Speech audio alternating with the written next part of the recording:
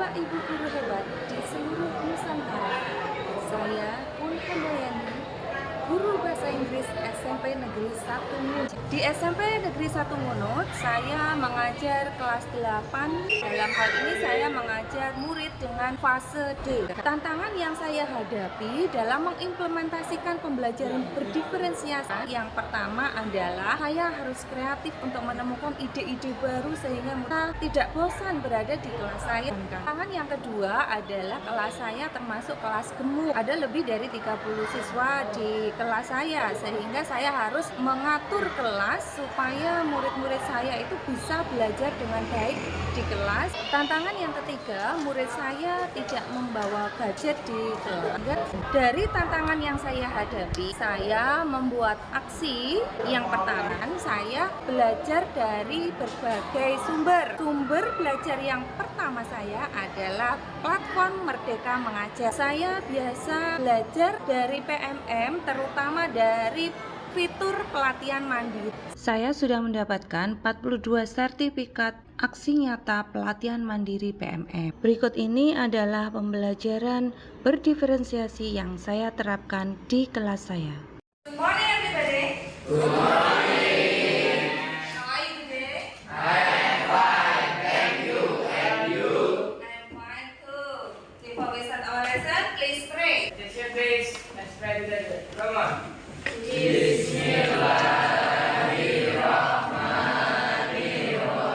Pembelajaran berdiferensiasi yang saya terapkan di kelas saya adalah dengan memberikan variasi kegiatan atau berbagai macam kegiatan untuk murid di kelas saya. Yang pertama, saya memberikan pembiasaan dengan listening. Please write what I say. Number 1, state. And then number 10, the village. I will count until 10. You must put your paper on my hand. I will count starting from now. 1, 2, 3. Dalam hitungan 10, murid harus mengumpulkan lembaran yang berisi kata-kata yang saya diberikan tadi ke depan kelas, dan itu kegiatan sangat seru karena murid berebut untuk segera mengumpulkan. Saya juga memberikan kegiatan repeating.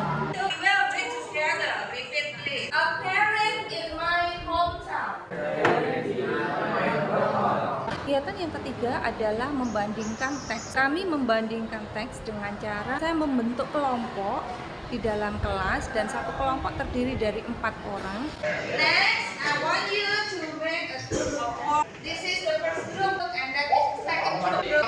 Group 9. Dan 4 orang tersebut menentukan tujuan atau social function dari satu teks, generic structure, kosakata yang dipelajari, dan tense atau bentuk kalimat yang digunakan. Tentu saja dalam setiap pembelajaran bahasa Inggris, murid saya membutuhkan untuk mempelajari kosakata.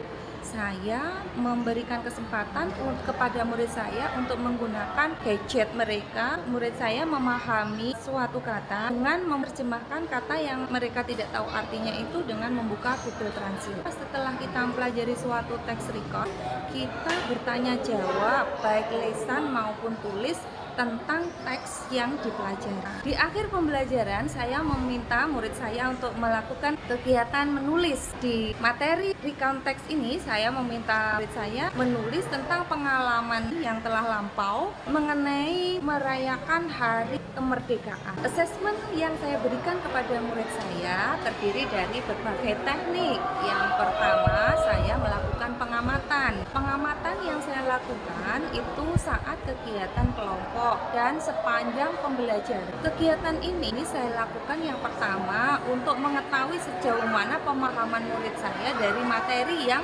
dipelajari. Yang kedua, untuk mengetahui gaya belajar murid saya. Dan yang ketiga, untuk mengetahui apa yang harus saya lakukan untuk memperbaiki pembelajaran saya berikutnya. Assessment yang kedua yang saya lakukan adalah saya juga mengambil assessment yang disediakan oleh Quizizz. Jadi saya memberikan variasi kegiatan dan variasi jenis assessment kepada murid saya agar kelas saya tidak membosankan. Saya juga menggunakan Quizizz Papermood atau Quizizz mode kertas. Quizizz Papermood ini sangat membantu murid yang tidak memiliki gadget dan juga tidak memiliki paket data.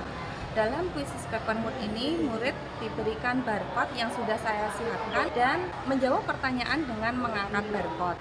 Saya juga membuat media alat peraga yang saya beri nama pagar betis. Pagar bersingkatan dari Papan English Grammar, membuat pembelajaran bahasa Inggris tidak sulit. Pagar betis ini terdiri dari papan dan serangkaian kalimat yang sudah saya siapkan dan dicetak dibentuk dalam awan-awan yang menarik. Dengan menggunakan media pagar betis ini, murid saya memahami tentang menggunakan 3 tenses, yaitu simple present, simple past, dan simple future. Saya juga membuat media pembelajaran interaktif yang saya beri nama telepati. Media pembelajaran interaktif telepati ini merupakan media yang dibuat dari Canva yang digabungkan dengan Quizzes dan Wordwall. Tujuan dari media ini adalah agar siswa dapat menceritakan kegiatan yang terjadi di waktu lampau. Telepati merupakan kepanjangan dari Telling Experience in the Past Time. Sesuai tujuannya, media pembelajaran interaktif ini menyediakan materi dan kuis yang membantu murid memahami dan menggunakan pola kalimat simple past tense, dan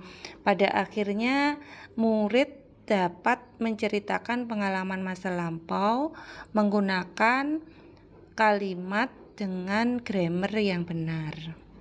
Hasil dari apa yang telah saya lakukan terkait dengan pembelajaran diferensiasi. Yang pertama, murid saya tidak merasa tegang, mereka ceria dengan kegiatan pembelajaran yang saya lakukan. Hasil yang kedua adalah peningkatan hasil belajar murid.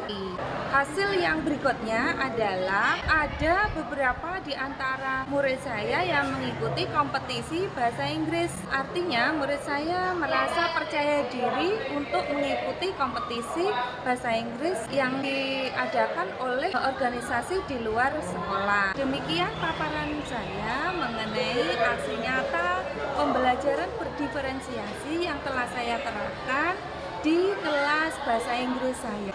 Semoga paparan ini bermanfaat dan semoga kita bisa memberikan pembelajaran yang optimal di kelas dan bisa memenuhi kebutuhan belajar setiap murid. Di kelas bahasa Inggris banyak sekali kegiatan yang kita lakukan seperti listening, memahami kosakata, diskusi kelompok, dan juga presentasi.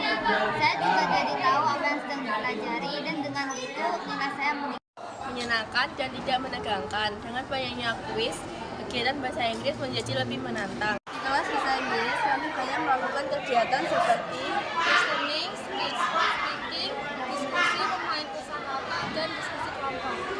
Dengan seperti itu, nilai kita semakin meningkat. Menurutmu permainannya gimana? Seru. Seru ya? Tentang apa itu? Recount text.